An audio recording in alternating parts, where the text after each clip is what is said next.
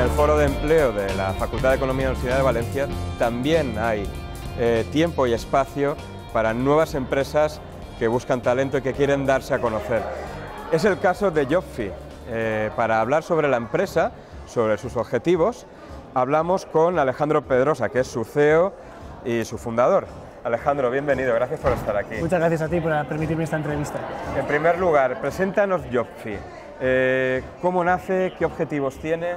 Vale, lo primero cuando presentamos Jobfy es explicar un poco el concepto.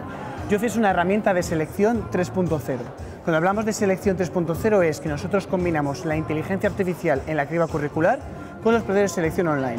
¿Y por qué esto? Pues ahí viene el origen de la empresa. Nosotros somos un equipo de 4 personas multidisciplinar de Castilla y León. Somos 4 palentinos con P. Nos hemos movido unos 600 kilómetros para venir aquí a presentar nuestra empresa.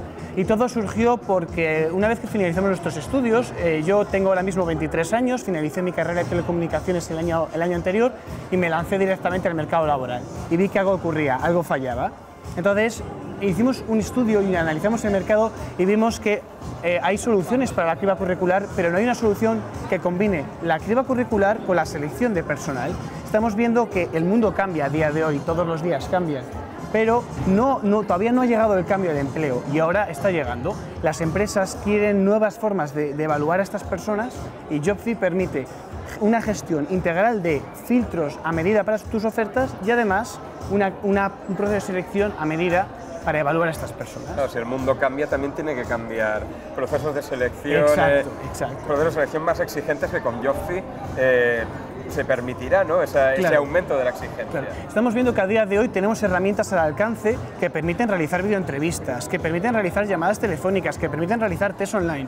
¿Por qué a día de hoy esas herramientas que existen no se utilizan en un mismo lugar y permitir a las empresas que no tengan que instalar 1000 softwares, sino que en una misma herramienta, todo desde la nube online, puedan realizar esos procesos porque existe? Entonces, vamos a permitirles ahora que nos conozcan y que vean que sí que se puede en un mismo lugar combinar estos dos aspectos.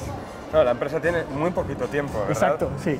En este poquito tiempo me comentabas a micro cerrado que apenas son unos meses de actividad.